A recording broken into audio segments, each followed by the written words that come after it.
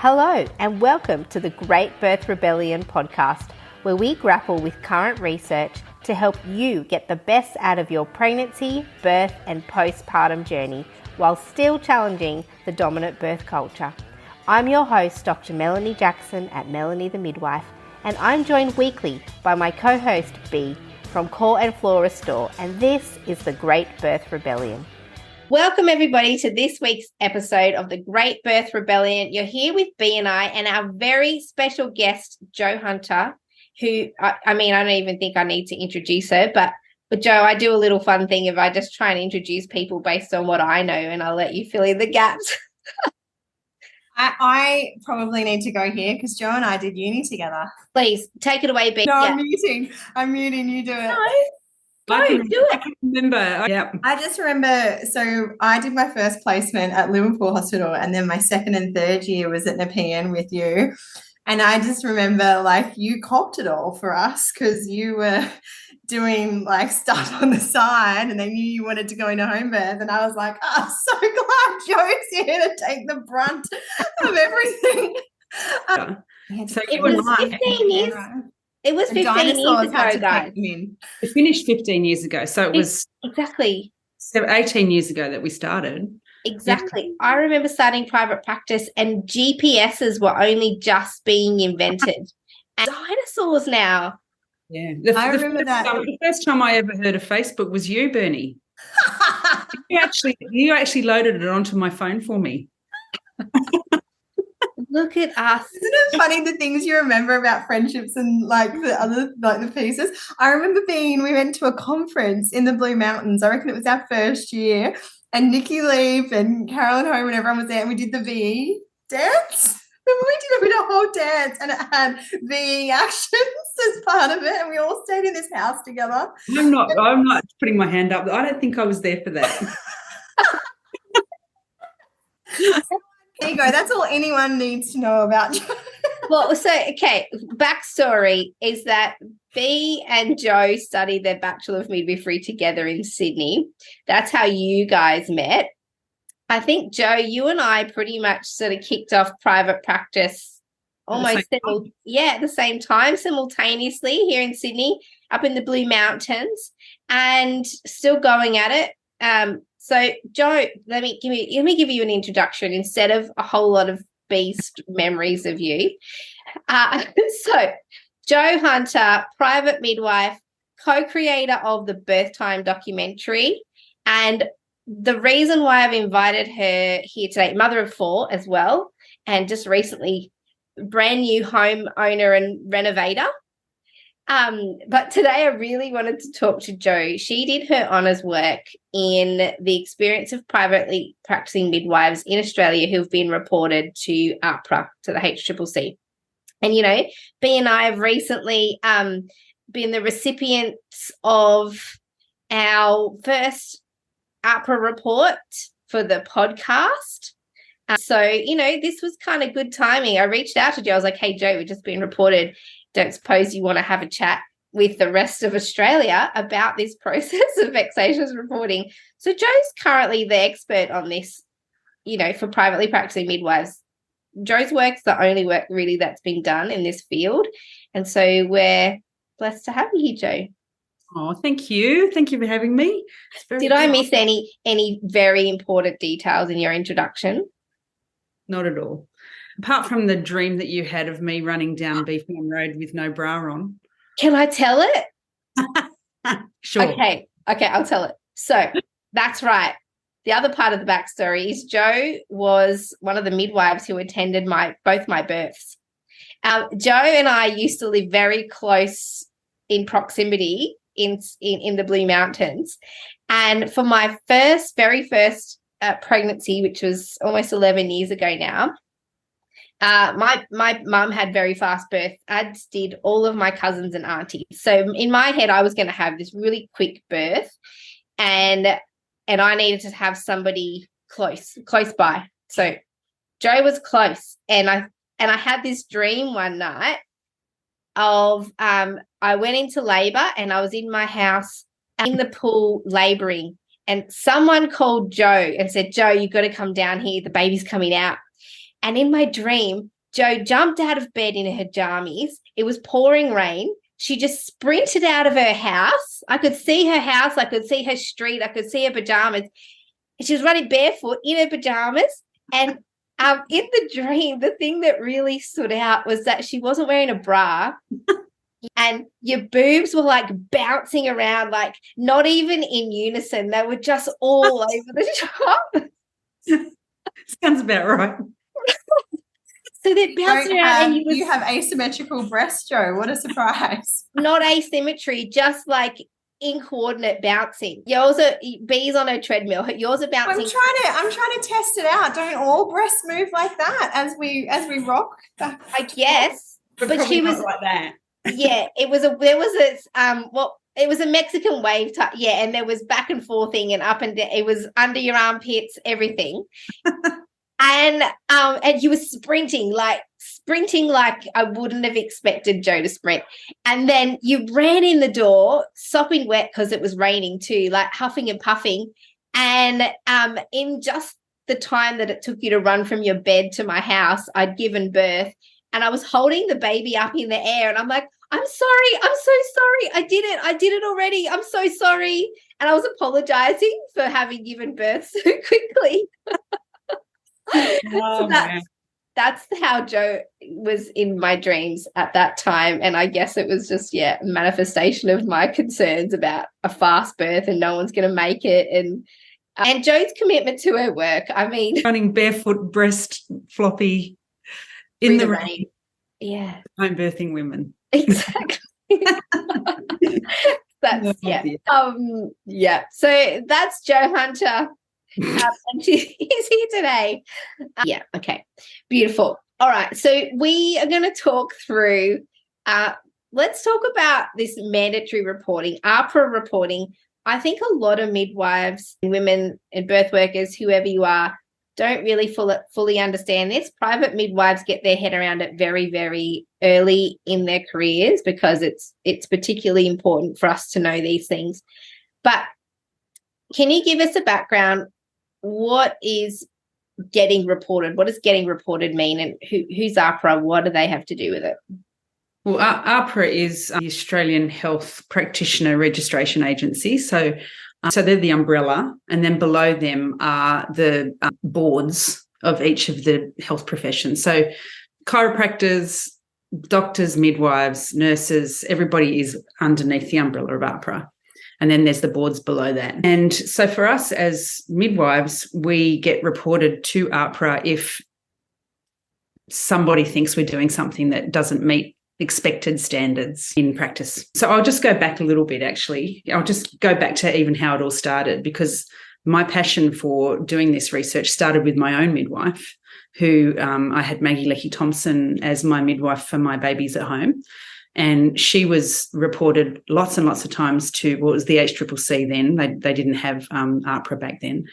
And as a result, she was a very well-known midwife in Sydney. Like if anything was ever on the news about home birth or anything about midwifery, she was the spokesperson for home birth and was very sought after by the home birth community. And so in a way, she had a bit of a target on her back because of that. And at the time, the political climate was really much more full on than it is now. And there weren't really any guidelines around what was acceptable practice for home birth and for midwifery. And so those women that were before us really just were making it up as they went, and supporting women's choice and just doing it on the fly. Amazing work that they did. And thank God they did it for us who came up, after them. But so anyway, Maggie ended up being deregistered, and there was a big court case. It was huge. I was quite involved in supporting her through that. She was on the front page of every newspaper.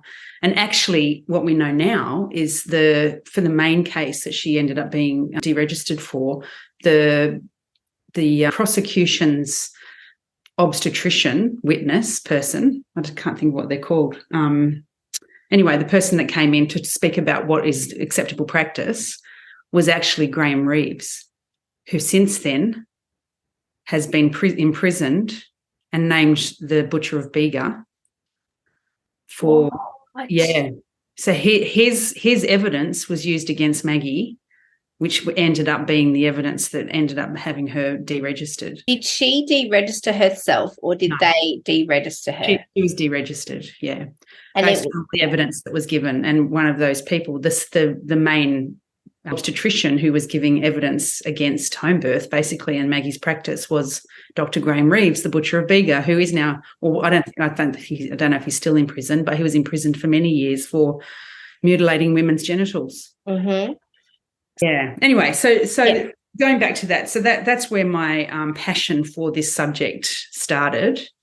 And then when I went into private practice, a lot of my colleagues were going through being reported, and I was sort of supporting them through the process. And then 4 years in, I was reported and had to go through the whole process. So I had conditions put on my registration, and I had a supervisor, and it was a hell of a lot of work and a ton of stress that happened over sort of 6 to 8 months. And then it was found that, nothing. So basically, while they were investigating what the report was, I had conditions placed on my registration until such time as they had looked at it all and decided whether or not I was capable of working. So I had a supervisor that I had to meet with monthly and go through all of my clinical notes and make sure I was doing the right thing. And then they found that there was no case to answer, and they threw it out. And I think around that time too, Jo, from my memory, is that the midwives didn't trust that reporting process. Like the process of it was really clunky and not well thought out and disorganized.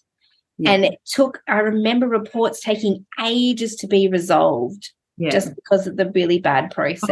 Like sometimes it was a year to be resolved. Yeah. And yet, a report would be made and the midwives would be given, a week to get all of their information together and send it all in. And then they wouldn't hear anything for months. Is it still like that? No, I believe not. I believe it's much more streamlined and, yes. It's a much quicker process now. Yeah. And I think the realization that there is a lot of vexatious reporting that's happening, I think that's a big realization within AHPRA and the AHPRC now as well. And it's just such a waste. Like so many of those reports is such a waste of time and energy and taxpayers' money and, the tiniest little things, like some of the things that midwives were reported for that I interviewed were just ridiculous. I'm not going to go into them because that's their personal story, but yeah. And so AHPRA, I imagine, have twigged onto the fact that that people can sometimes habitually report private midwives. And by the sounds of it, they're kind of getting a little bit sick of it too, because as you said, it's a waste of their resources, and it takes them away from actually investigating practitioners who might be genuinely dangerous. Like Graham Reeves, the butcher of Bega. Okay. Yes, absolutely. So, I think the process is much more streamlined. I don't think it's happening as much anymore either. I think 15 years ago and more, back to Maggie's era, home birth was such a fringe dwelling place. Mm-hmm. I think it's much more acceptable now. I think it's still not mainstream, but people know about it. Yeah, and birth in your lounge room. It's not hitting the headlines anymore as being unsafe and dangerous. Like I remember being in uni and those first years out, it felt like, there was always a front page of the newspaper. But I feel like really with Carolyn Homer's study in 2019 that proved the safety around publicly funded home birth, I feel like publicly funded home birth models have definitely boosted. There's social media too. Social media has done a lot, I think. People and birth time and podcasts and like all of everything that we're all doing all together, I think has all contributed into seeing it as a really, great thing that women can do. And the research around it showing that it's as safe as hospital birth, if not safer, if we're looking at emotional well-being. I feel like there's been so much work from so many people that have actually, helped get us to this point. It's so much better. I don't know about you, Mel, but I can remember going into the hospital, transferring in and just like, putting your helmet on and going, oh God, what's going to happen here, And I absolutely don't do that anymore, at all. I feel like, myself and the women that I transfer are pretty well respected mostly on transfer. most of the time. Definitely, for the most part, I used to really prepare women for transfer, like, okay, here's what we can expect. And now it's like, yep, it's okay. No, we'll be fine there. Like, really quite confident. I mean, I can speak into my own experiences of being reported as we go today, because I've had 3 reports and total time wasters. I mean, yeah, but I think we interrupted your bit of background about AHPRA. So we've got AHPRA, the registration body. Yeah. And then I guess because a lot of women that choose home birth, the very reason they choose it is to have their autonomy and to be in control of what happens to them as much as you can in birth, and be in control of the environment. And so we're starting from a place of it already being different to what happens in a hospital setting. So when we then are reported and we looked at by a system that doesn't understand the way that privately practicing midwives work. So, yeah, we're kind of on the back foot already. But it feels like we're just not being judged by our peers at all. Yeah, and I think that it's being judged by your peers. That's the important part, because the same way as we look at hospital processes and go, whoa, what are they doing? Like, that's insane, 40% induction rates and vaginal exams every 4 hours and CTGs. Like, we look at that and go, that practice is so out of touch. It's so irresponsible, so unnecessary.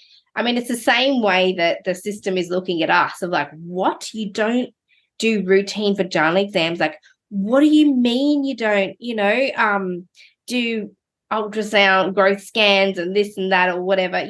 We're looked at in the same way as we're shocked by what sometimes is offered to women in hospitals. That's how the whole system looks at us. Basically, it's a lack of understanding of context more than anything. Yeah, but it's a lack of, we're working with women who are, they don't just, one, that they seek us out. 2, they're paying a lot of money to have the experience that they want to have. So they're not just going, oh, I'm going to have home birth. It's like they've really done their research. So they're starting from a place of being very, very, very well informed and really understanding what they want out of their experience. That's where they're starting. And then our job is to support their informed choice, obviously provide them with information to make sure that all of the information they have is coming from a place of being informed when making their decisions. But, from my perspective, I work with women all the time that make choices that I personally wouldn't make, but it doesn't mean they don't deserve support in that choice, and that's the understanding I feel when we go into a hospital setting and there's a woman that's declining everything or a lot of things that are on offer. It's a reflection on who we are. They think it's the midwife that's saying to the woman, don't do that, don't do that, don't do that. Whereas actually it's the other way. It's the woman declining it and we're supporting her informed choice to decline. That's something that I really want to get across in this podcast, is it's not the midwife sitting here going, you don't have to do any of that. It's us saying these are all the things on offer and it's actually your choice. Yeah. How it should be for everybody. And is this what happens, Jo, with reports to AHPRA? Is it usually the fact that obviously there's a misunderstanding about, I guess I'm trying to word this in a helpful way, but we do have a broad scope in our practice. So, many private midwives are attending women who are planning VBACs at home, people with diabetes, women with high BMI, all these things that would normally be classed as higher risk in a hospital and really be imposed upon women are imposed upon in their labours because of these things. We're doing these things at home quite comfortably. How does that play into the reporting process that we're operating in that scope? Well, out of the midwives that I interviewed, so the way that I did it was I put out a request for anybody that had been reported that might want to be interviewed, and I had 17 responses. And by the time I'd interviewed 8, so they were quite in-depth, sort of semi-structured interviews, I had met saturation. So that means you're not getting any new information from the midwives. So that's where you end the research and then all the interviews, and then you start, pulling out the themes in those interviews. So I reached saturation when I got to 8, and every single one of those 8 midwives were reported by another health practitioner. It was never by the woman or the family. And in fact, they were all very well supported by the families that they were reported about. And they were all by other health practitioners on transfer to hospital when they were supporting women that chose care outside of guidelines. So a vast majority of them were women who were having a VBAC or planning a VBAC at home and ended up transferring in. But, even the fact, one of them was reported because she supported the woman to have a home birth. And this is the thing, isn't it? And like you said, it's not the women who report their midwives. It's other practitioners who have really made assumptions, because I know when I got reported, the first thing I heard about it was from the AHPRA, the Healthcare Complaints Commission, telling me that I'd been reported for this circumstance. It was when I transferred a woman into hospital. Nobody, the hospital didn't ask me for my records or my recollection of what happened in my notes. It was just reported. And I think that's an important point that people need to know, is it's practitioners reporting other practitioners, not women, not dissatisfied women or endangered women who have gone ahead and reported their midwife. And the vast majority of the time, the women are completely horrified by the fact that their midwife has been reported for supporting their choice. And I think people, culturally, we're like, oh, if you got reported, something really bad must have happened. Yeah. But often, definitely from what I've heard from private midwives, it's often just the fact the transfer has taken place, even though the transfer is a part of providing safe care. And that, if we were to be providing respectful care to each other as colleagues, respectful peer care, we would celebrate that and go, wow, isn't that wonderful that you've transferred in? Welcome. That's what we're here for. I think things definitely changed. I feel things definitely changed a lot in the Blue Mountains and, where we're in the environment that Mel and I were working in. I set up a midwife support group and put it out to a bunch of people and said, I'm just going to do this once a month. It's on a Tuesday night. I had no idea how many people were going to show up. And the first night, 28 midwives knocked on my door. Anyway, what ended up happening from that is whenever one of us transferred in, it was very likely that one of the midwives on shift that we were transferring to had been sitting in my lounge room debriefing whatever was happening for them in their life and in their career. And it really created a really good collaboration, but also a lot of respect for each other in our practice, because they realised that we weren't just showing up with our tie-dyed T-shirts and our Bowron drums and a bit of bloody incense, we're actually professionals. We even have to do twice as many CPD points as, anybody else in the country that's as endorsed midwives. And we have a full kit of equipment and we actually know what we're doing.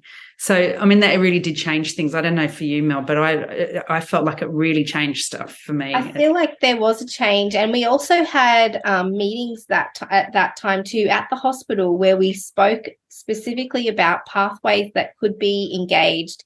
If the hospital did have a concern about us, was there an intermediate process that could be enacted that would happen before a report needed to be put into AHPRA? Because this is part of the problem, is that if you work in a hospital, there are intermediate processes and disciplinary action that the hospital can take with their own staff.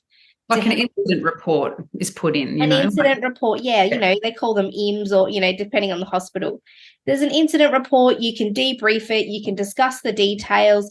If that staff member needs more support or you've identified some gaps in their practice, that can all be remedied in-house, right? Private midwives don't have any of that governance, none of that support from the system. And so if people perceive, even think that maybe we're doing something that's dangerous or outside of usual practice, there's no in-between process. It's either do nothing or put in a report to AHPRA. It doesn't, and if there was going to be some kind of other process, that person who had the concern with the private midwife would have to go to that private midwife and have a discussion. And so this is where, AHPRA reports are supposed to flag with our registration body a concern about our registration, and AHPRA or the AHCCC has to decide how they're firstly potentially going to rehabilitate that clinician in a way that makes them a safe practitioner, or they're deemed too dangerous to even be a registered practitioner and they get deregistered. So it's not designed to be like a troubleshooting process or a brainstorming adventure on how can we make this midwife a better practitioner. It's how can we understand the way? How can we understand the way in which she's practicing too? Right. Yeah. And I think that's what happens here, especially these big institutions, that lack of connection has gone. And so there is no empathy, there is no care, and it's just another box to tick. So let's tick it and report them and get it over and done with, without actually thinking of the significance that can mean for not just the person you're reporting, but the people in her environment, professionally and personally. Yeah. But I do think, Jo, I think that kind of activity and behaviour around midwives coming together makes a massive difference. And, you know, it was working for a long, long time. And then I did get a very surprise report from one of our local hospitals who, you know, in my head, I was like, what? I've been transferring to this hospital for 15 years. And this is really the first major issue that, you know, like I didn't even get told that I was reported. I got an email from the AHPRA to say, hey, just so you know, you've been reported. And when I read the report, I mean, I'm happy to share the story. This was my second report. The first one came during COVID. I did an educational video about the COVID vaccine.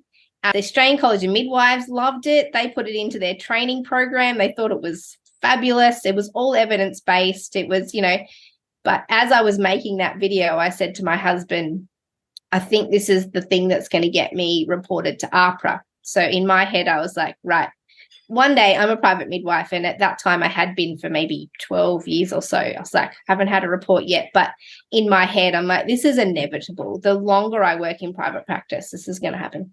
So yeah, lo and behold, absolutely. Someone didn't like that video, reported it to AHPRA, and to their credit, they sent me an email and said, hey, someone's reported this.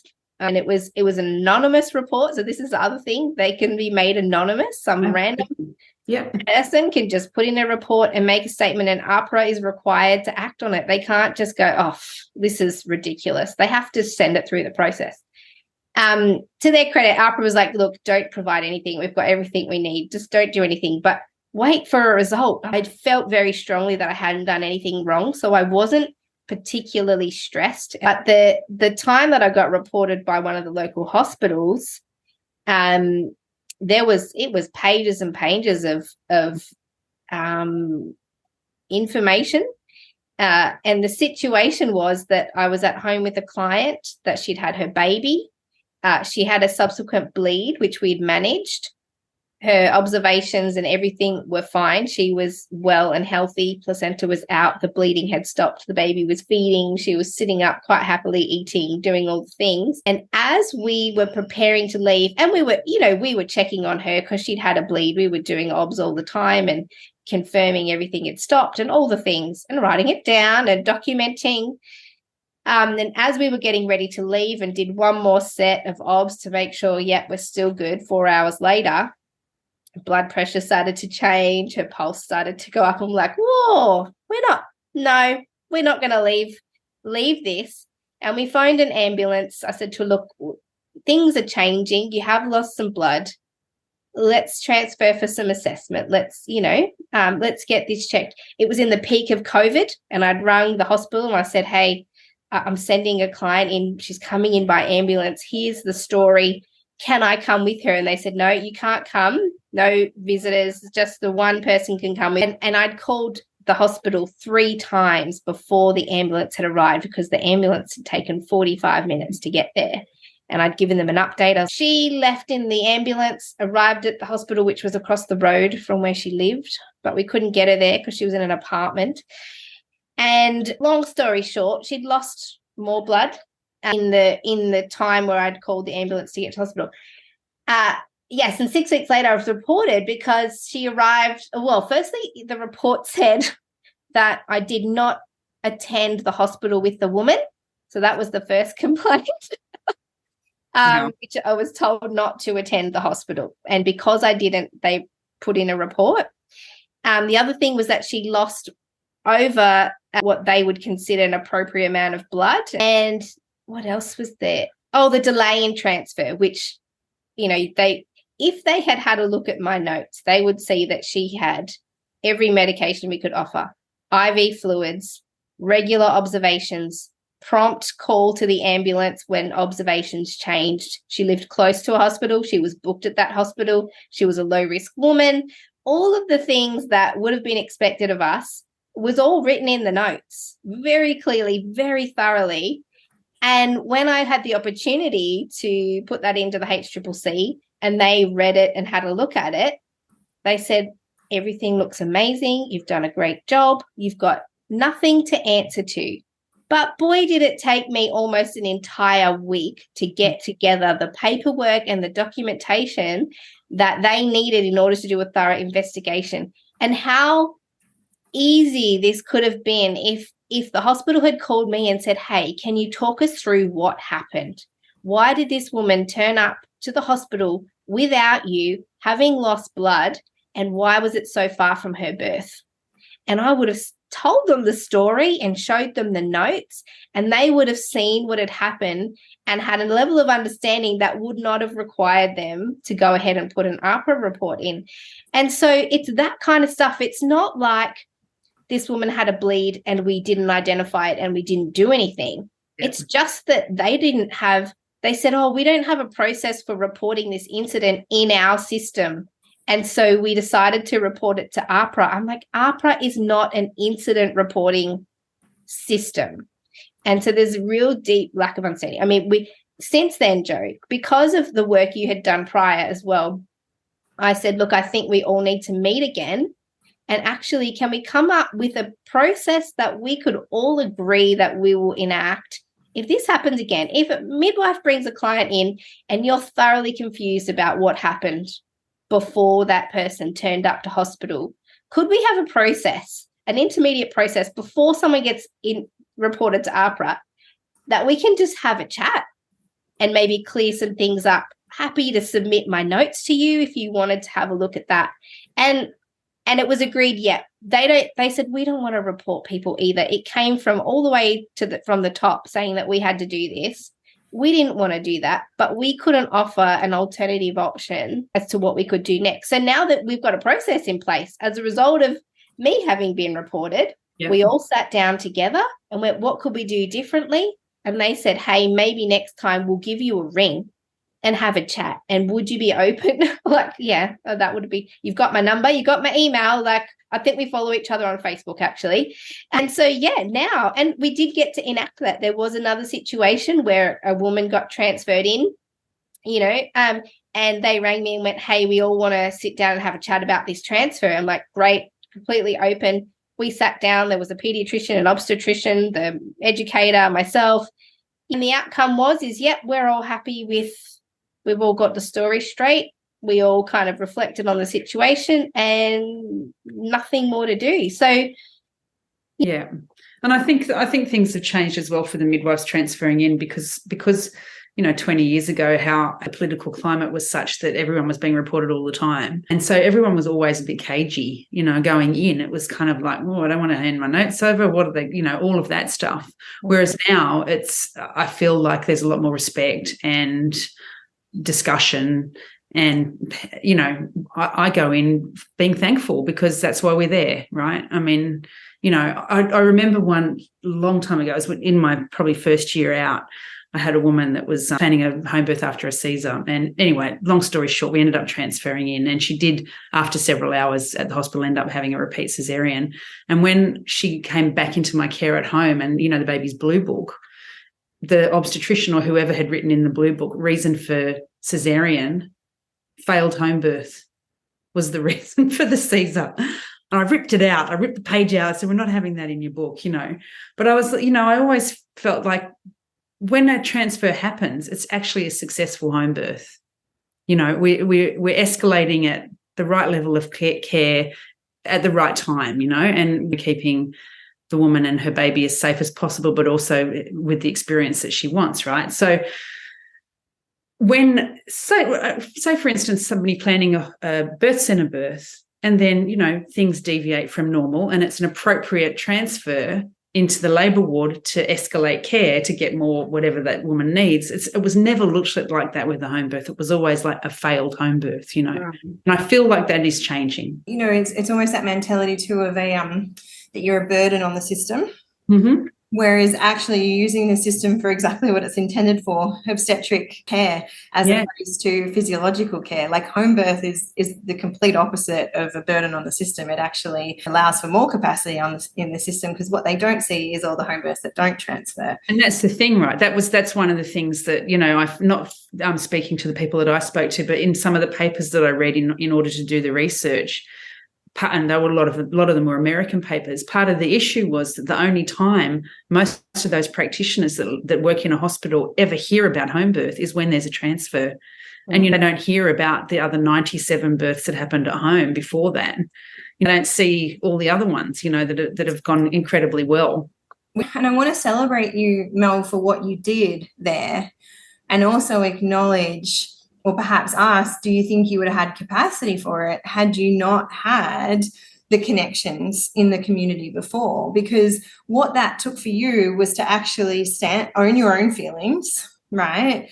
To not blame others, but to actually sit in your center, which takes a hell of a lot of inner work, and go, okay, I'm going to come to this in balance, and I'm going to meet this situation neutrally and work out a better future. Whereas to do that, I mean, most of us are acting from those younger parts of us that are feeling like we're in trouble, that we've done something wrong, and then wanting to be angry at, our parents or the system or the people who reported us. And so then what plays out is often further distancing and further disconnection. And when we feel in that state, that's that real deep younger part of us that never actually learned that mistakes can be a beautiful offering, that can bring connection, that can bring safety and enable better things to come from them. Most of us grew up in a world where mistakes, and I'm using mistakes in inverted commas because I'm not saying you made a mistake at all, but that's how it can be seen as in our culture, right?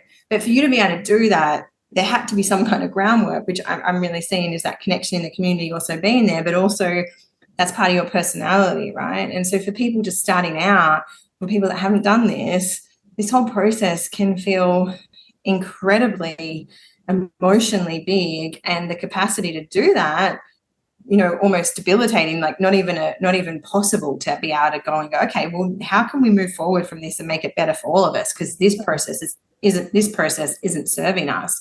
Like that takes a lot of effort. Well, I think there was, in that journey, there was a lot that paved the way to that. Is this the time, obviously, that had been around, the pre-work that had been already done at these facilities, that they knew us and we knew them. So I had an email and a phone number, and I knew exactly who to contact, and I knew they would also be receptive, and that probably they were having the same struggle as I was with the system, that like, gosh, this seems really out of character for this service to be acting this way. What's going on? So really coming at it from some level of understanding that there's been a mishap, there's been a gap, like something's fallen through the cracks, and now this has happened. So I mean, right, I run a mentorship for private midwives, and in there's a whole module about being reported, and the very first suggestion that I have is actually to always be aiming to do an incredible job, like always be striving to do really, really well clinically in your actual clinical work, but also in your documentation. And what really stood out when I got the report, I sat down, first thing I did was read my documents, because I knew the only thing that I've got to rest on here in this report is whatever I've written down. It doesn't matter what I did, even if I was an incredible practitioner. If I've written 2 sentences about what I did in that 45 minutes, I'm screwed. And so when I looked back at the notes, I read them and I felt such a level of calm after reading through the notes. In the woman's notes were all of the blood tests and tests she'd ever wanted, the referral from her GP, the fax that I sent to the booking hospital with her booking, all of the antenatal care we'd done, everything was in there. In fact, the notes brought back things for me that I'd forgotten that we'd done for that woman. And I was like, I can see the most beautiful story unfolding here in these notes. And so I just always encourage midwives to really focus on being a quality practitioner at the outset, always striving to do better, and then really concentrating on excellent documentation. And so once I could rest my mind knowing I've done everything I possibly can, then you have to submit to the process, the reporting process, and then see what positive change can come out of this, what learning and how can we make it better. But Jo, can you talk to us about what happens when a midwife gets reported? And how many midwives, hang on, first question. How many private midwives, if you're going to private practice midwifery, what should be the expectation? How many midwives get reported to AHPRA? Well, the research that I did was in 2017. It actually took me a really long time to do this research. Normally you can do an honours part-time over 2 years, and it took me 4. I mean, partly I had a full-time practice and I was making a doco, but also because it was just so close to home, like the information, and I was very emotionally invested in it. And I had to keep putting it down and walking away because I just needed space from it. But I also understood the importance of the research because there was nothing like it. So back in 2017, I think there were 241 midwives who attended home births across Australia who were in private practice. I think that number's more now. And approximately half of them had been reported. So it's really... Yeah, I mean, if midwives enter into private practice, we really should be having the mindset of not if but when we get reported. I mean, it's the reality, isn't it? Yeah, it is the reality. Didn't 100% of midwives that privately practice for home birth get audited? Yeah, that was a big process that happened. Can we speak to that? Because that's huge. Yeah, every single midwife that worked in home birth was audited. That was a massive process. I was under the impression that was going to happen sort of on a 3-yearly basis, but it hasn't happened again, thank goodness. I think there was backlash about that because it was really disproportionate. And there was a bit of upheaval about how dare you actually audit every single private midwife. But they were looking at compliance with the safety and quality guidelines. That's right. And they wanted to know, they created these safety and quality guidelines to govern our practice. They wanted to know how the midwives had applied that in their practice, if there was compliance. And my understanding is that everybody, but I think there were 2 midwives who needed to do some work in their practice as a result of that audit, but every single other midwife passed that audit. Yeah. And so, Jo, what can we expect? So if/when we get reported to AHPRA, what's the process? So you normally get an email first up. I have to say, every time I get an email from the Nurses and Midwifery Board, I'm like, what's it going to say? And then it's like... It's even just their newsletter, right? Yeah. Yeah, they said the NMEA sends a newsletter, which is horrific because... Yeah. When do we ever hear from our registration body? I know. Except for us when there's drama. Yeah, so that you get an email first up. And it depends on what it is as to how the process works. It's normally sent to, if it goes through AHPRA, it's sent to the AHPRC, and also with the Nurses and Midwifery Board, it's often sent to the AHPRC too. So they're the people that actually look at the complaint and investigate it. And then you'll be given information about what is expected of you in terms of what you need to send in to prove that you're, doing the right thing, or whatever the situation was, So if there's a specific situation, they're going to want to have the notes from that case. They want you to do a CV proving that you've done all your CPD points and that you are actually following the safety and quality guidelines and that you are up with your registration and your insurance. And so it's a big process. It takes a lot of time and a lot of work to actually get all that information together, and usually you're not given very much time to do it. And then you wait. You send all of that through and you wait to get a response. So, and when I got reported, they asked for a CV, which I didn't have because I've been self-employed for over 15 years now.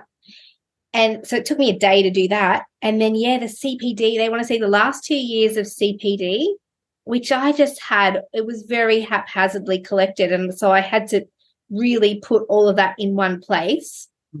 and then a full record of the woman's notes and a response to the complaint. So you had to actually type up, like, how are you going to respond to this complaint? They've given me. I've supported quite a few midwives in that process now too, and using evidence to back up your practice is a really good way to respond to evidence for whatever, trying to find actual research that's backing up your decisions and your clinical decision making. And not oversharing too. Like, I think a lot of midwives get into the trap of trying to go on the defensive. Yeah, just answer the points. Yeah, give them they didn't ask about that last woman. They just want to know exactly address the complaint. Yeah. Yeah, absolutely. Yeah. And then I believe they meet monthly. And now they would address each response. Within the month, and you might hear back. I think they have to do a report. They write up a report and their response. So the process isn't months and months anymore. It could be 2 months, depending on the timing of their meetings. And one thing I learned when I got reported is that they actually allocate you a kind of caseworker. And this person is your contact person, and they're there to kind of answer your questions. They're basically responsible for your case. I remember phoning them and asking questions, and they're like, and they said, I just want you to know that I'm allocated to support you through this process. It's like, what do you mean? She said, we don't want to deregister people. We actually want to support people to stay registered. And this is how it's changed, because before now, like, 20 years ago, it was very much a disciplinary reaction, whereas now it's more of a reflective process. Mm-hmm. For midwives to actually look at, how could things may have been, if there was a poor outcome or something like that, what could I have done differently, if there is anything that might have, created a better outcome for that woman and baby, which is appropriate. I mean, we do that all the time, all the time. I'm forever doing it with my colleagues, talking about, I wonder if, if we had have transferred at this point, maybe, whatever it is, like it's, of course, you're always doing that as a practitioner, but to actually do it in a formal way and prove that you're actually working in a very reflective way is it's what they want to hear. It's what everybody wants to hear, really, that you're learning from the whole time. And we're forever learning in this job. Like, you never, ever, like, every day's a school day, right? Yeah. And particularly, and, I'm sure you do too, Mel, like, work with a lot of women that choose care that's outside guidelines. And understanding that is a human right, and also understanding the process that you do as a midwife in terms of records and understanding, and there's a very clear pathway in the Australian College of Midwives guidelines to follow if women choose care outside of them, and it's the record of understanding, and you do it together, and it's to ensure that woman has all the information that is available to her in order to make the choice that she's making, and we're not just sitting there going, oh, you'll be right, don't worry about it. Yeah, and I think this is the power of the documentation. Yeah. Because, it doesn't matter how much education you've given. If you didn't write it down, it didn't happen. Yeah, that's right. And also the safety, I always say the safety in home birth is the relationship. Yeah. Yeah, it's the relationship's so important. I just want to offer to anyone that is working in these models or wanting to start publicly funded home birth models as well, that it's all the same stuff. It all comes down to relationships. No matter who you are and where you're working, it really comes down to building a relationship with our peers and our colleagues, just like we are so capable of building with the women and families that we care for. Like, that is a skill that midwives have. And we need to really look at, if there is resistance for us, why that resistance is there with our colleagues, and us actually having a really good relationship to provide effective care. And if it hasn't been there in the past, please don't let that stop you from creating it in the future, because people change. I mean, we just look at what's happened in home birth, right? And when you and I, or the three of us, started studying what the maternity world was like and how much growth there has been. It's possible. Absolutely. Yeah. So, Jo, your research really asked midwives what their experience was of being reported. So I feel like the backstory is there. What happened once midwives were reported? What did you find? So there was a heap of sub-themes, but there was an overarching theme that came from all of the midwives that was that we called being caught between women in the system. And that was a quote by one of the midwives that we normally, when you pull out themes, you use a quote from one of the midwives, but it kind of encapsulates what everybody's feeling is. And that was the sort of overarching feeling from all the midwives, that they felt very much caught between women in the system. And there's actually a quote that I actually really want to read, because that was one of those quotes where I went, oh, that's a good one. That I wrote that really well. And I can't say it any better than how it's written, but this is kind of encapsulates that. It says, women have the right to bodily autonomy and the right to decline care. Yet for the private midwives in this study and the women they cared for were not supported by a system where a significant gap exists between ethical and clinical guidelines. When women exercise their right to decline recommendations and midwives support women's informed choices, midwives find that they are sometimes working outside clinical guidelines whilst also working within ethical guidelines, right? So therefore, whilst the fundamental concept in Western maternity care of autonomy and choice exists, the reality does not always match the rhetoric, okay? So privately practicing midwives appear to be caught between the women they care for and the expectations and understandings of the mainstream system about how safety should look. And that kind of says it all, just in that quote. That really actually just says it all. That's like the mic drop of your paper. And this is the problem, isn't it? Is that the overarching theme is that women were caught between midwives felt caught between the women and the system. And then there were 6 actual themes that emerged from it. So there was the suppression of midwifery was one of them. A flawed system, so the actual reporting system, but which we've already spoken about and which seems to have sort of fixed itself from when I did the research. A lack of support for the midwives, so there wasn't really any formal sort of body like that supported midwives, particularly privately practicing midwives, through being reported.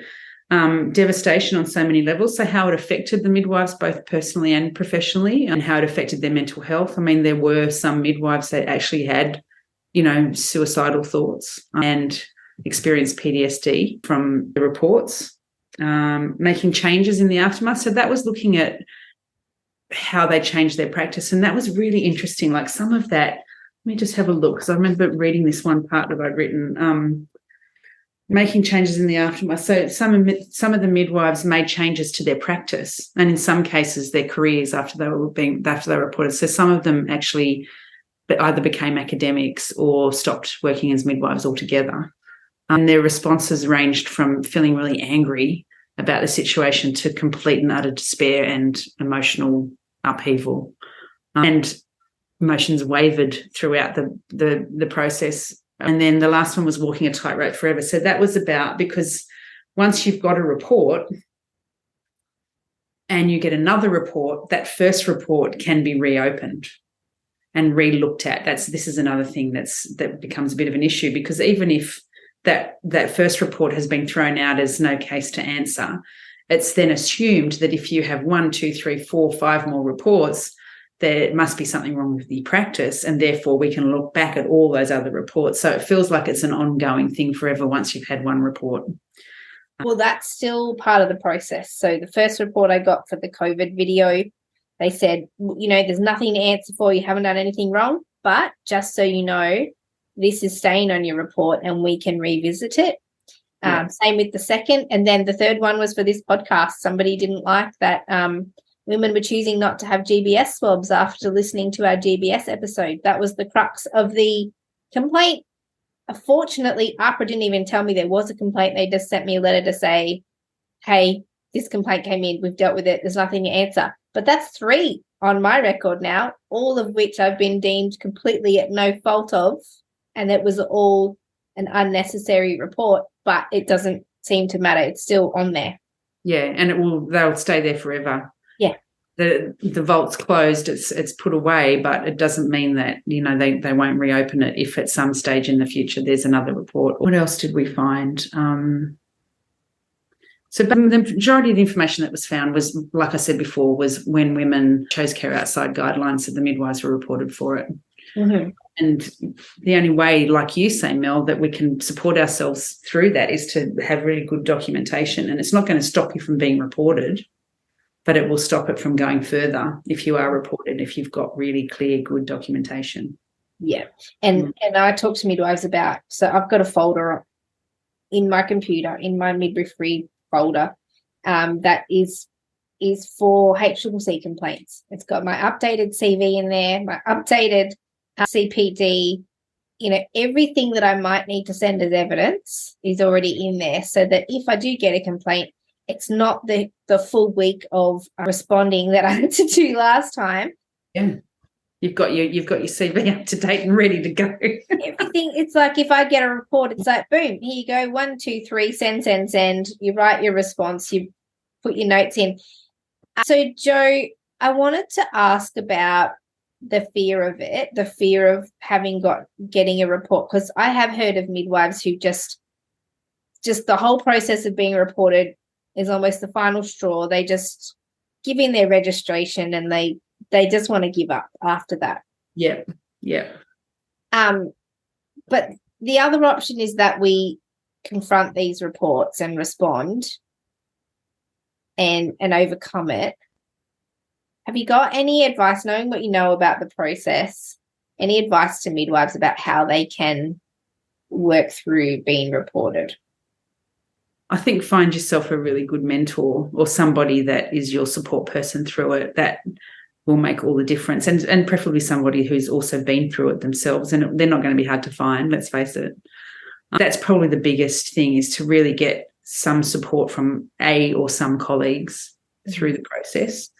I know that we've all been there and we've all come through it pretty much. We've all come through it okay, and, just a little bit wiser for it at the end. Yeah, really be good at your documentation. That's so important. It's so important. And try to. It's a difficult one, because one of the things that came up in the research was that some midwives did change their practice, and even one of them, a comment that one of them made was, "I have become what did she say? I've become a midwife that I didn't want to be," and part of that was out of fear of being reported, and therefore not always supporting the choices that women make that tend to be a little bit left of centre when they're choosing home birth. And I think for the general public and people that are having opinions about that, I think try to be a little bit empathetic towards what's happening for that midwife, in that she is trying her very best to support women's choice, but the fear is overtaking her of what might happen to her if she does in any given scenario. And I don't know how to change that. I don't know. Everybody's got their own version of what they're okay with and their own line in the sand of how far they'll go in terms of outside guidelines and supporting women's choice. Well, the reality is that we could go way outside our comfort zone and support women in decisions that could get us reported. And anytime, my colleague and I, my work wife and I, we always talk about, hey, would we do this at home? And I said, well, I always think about, if we're going to make a decision to support a woman in something that she's planning that is outside our comfort zone, can we confidently sit in front of a panel of 3 people and defend why what we did was the best and safest for that woman and what we chose to do? And why we felt that was appropriate. So if you can defend that from your experience, your scope, the education that you gave the woman, the CPD education you've done for yourself, the research, all of that, if you can sit there and go, yes, absolutely, I can defend my practice, then that's one thing. But if we're asked to do things from women that we don't have, it's out of our scope. So, for example, if someone said to me, hey, would you attend my twins at home? I'd be like, mate, I've seen 2 sets of twins born in my whole career. Do you really want me to be the clinician in this situation? Like, if AHPRA turned around and said, why did you support that? I would have no justification for why I was the best person to care for this woman. So of course I'm going to say to women, no, I don't attend twins at home. Not that I don't believe women should be able to have twins at home. I'm just saying I'm not the best midwife for you in that scenario. You need to find a midwife who's competent and skilled and capable with twins. And so I think it's not that we don't want to, or that we don't think women should be able to have choices. It's just that we're actually identifying our own limitations as well. Yeah, which is really practice, right? It's reflective practice. Yeah. It's good practice in keeping yourself, but also the women you're caring for and their baby safe. I mean, that's really appropriate. But the fact that we have to make clinical decisions based on whether, and I'm not having an opinion on that, Mel, because we all do it, but, you know, that based on whether we can defend our practice in front of a board is really fucked. Yeah. You know, at the end of the day, it should come down to, you know, if we feel safe as a practitioner supporting that woman's choice and that's the woman's choice, then we should be allowed to do it and we shouldn't be persecuted for it. So I really want to speak to the fact that we actually need a lot of emotional support to move what is sitting there for us, because that fear is often connected to just a whole lot of unfelt feelings yet.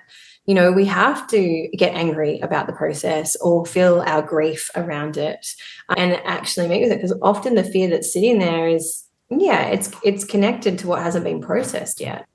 And so a big part of this process is actually connecting with somebody who you can work through your feelings with, to be able to feel your feelings, process them, and then move on with strength rather than constriction, which is the fear that many of us move forward with after things like this. And so many midwives, we've all seen it, leave the practice. Yeah. I mean, I had a question I was going to ask you, Jo.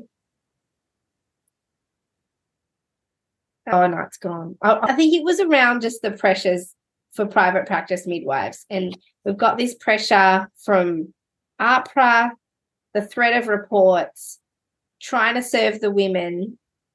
And then when we put boundaries around what we're willing to offer, then almost getting attacked from the birthing at home community about having put those boundaries, but they don't actually understand all the external pressures that we're trying to work within.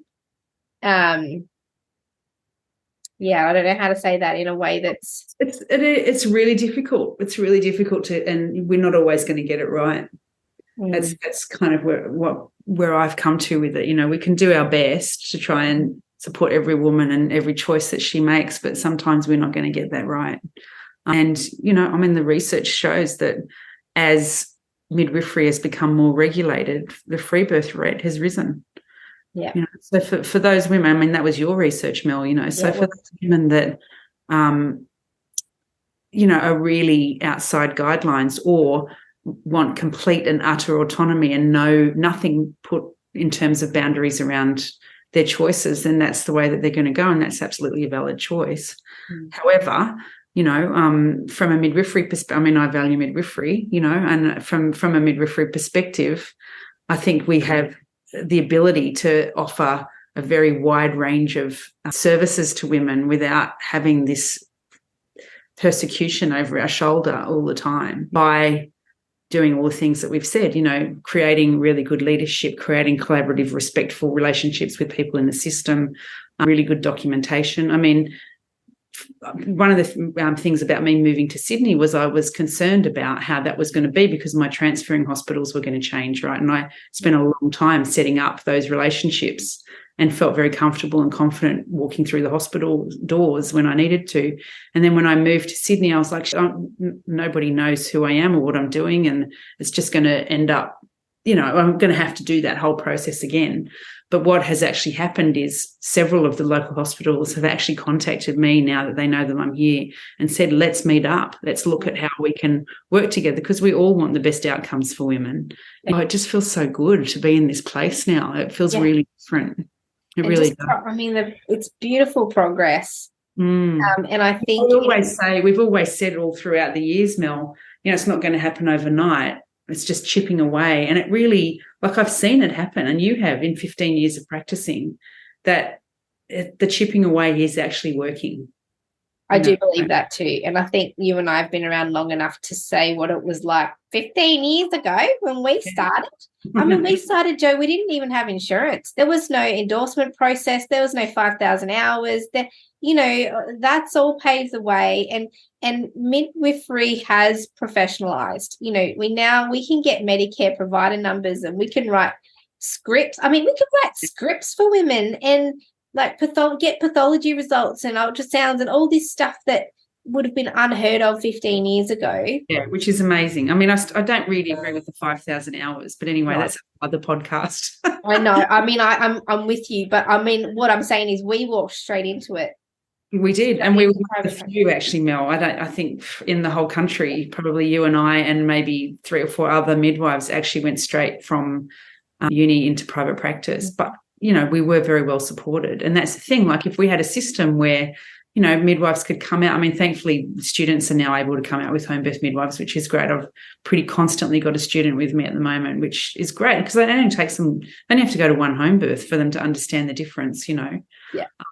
And I feel like if there was a system whereby, you know, a new graduating midwife could come in as a second midwife and be supported, do her hours like that before she can be endorsed and actually be supported in that process and be able to be paid for her work, and it will actually change the whole way the system's working. 100%.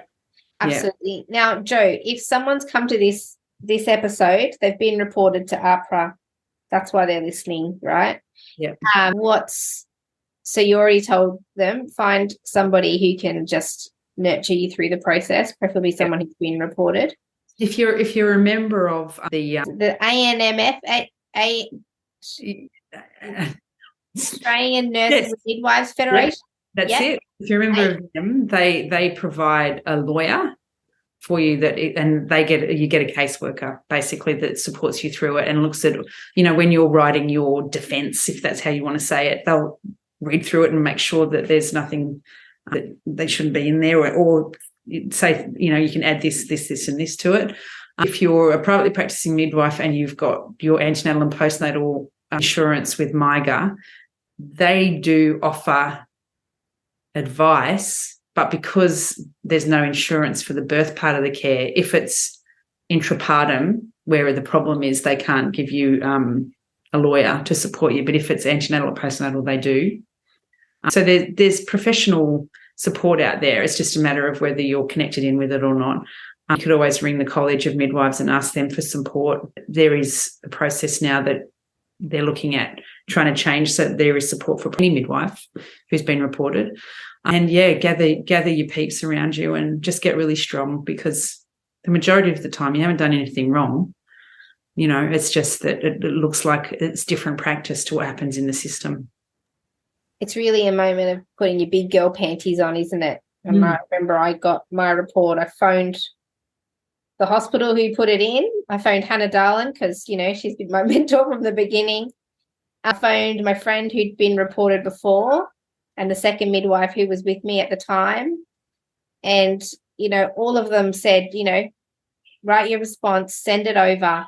Yeah. Let me read it, because they'll be reading it with different eyes. And, you know, the feedback I got from one of them was, oh, I felt like I was there. The way you explained it, the way I can see your notes, Mel, it's as if I was in the room by how it was written. And I'm like, oh, great. Like it comes across.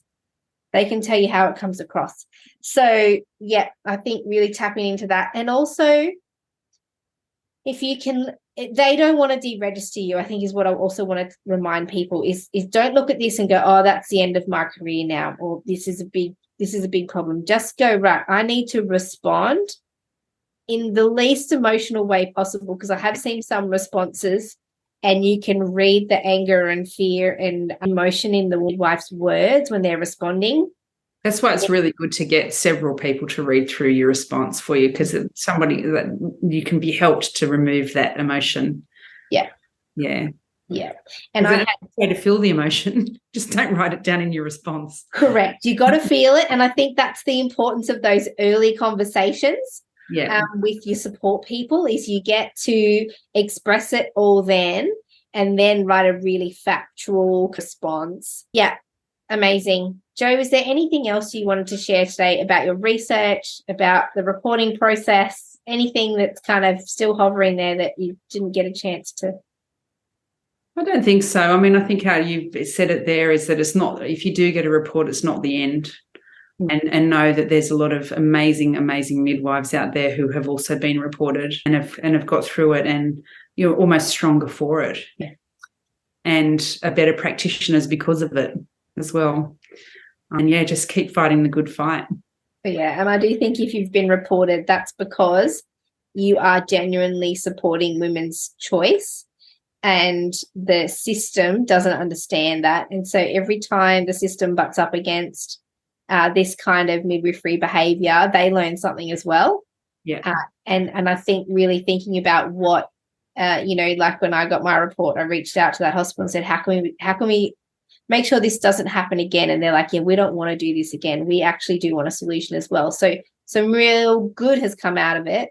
And yeah, you get an opportunity to reflect, but it can feel frightening, but I think you're right that the process isn't as lengthy and clunky, and it's a lot more user-friendly, and I think it's a lot more sensitive now. They've understood how upsetting the process can be, and I feel like they have put things in place to make it a lot less stressful. Yeah, I think so too. It is really different, even from when I did that research. Things have changed a lot, thankfully. Yeah. But yeah, just get in touch with anybody that can help you through. And I'm happy to be that person for people too.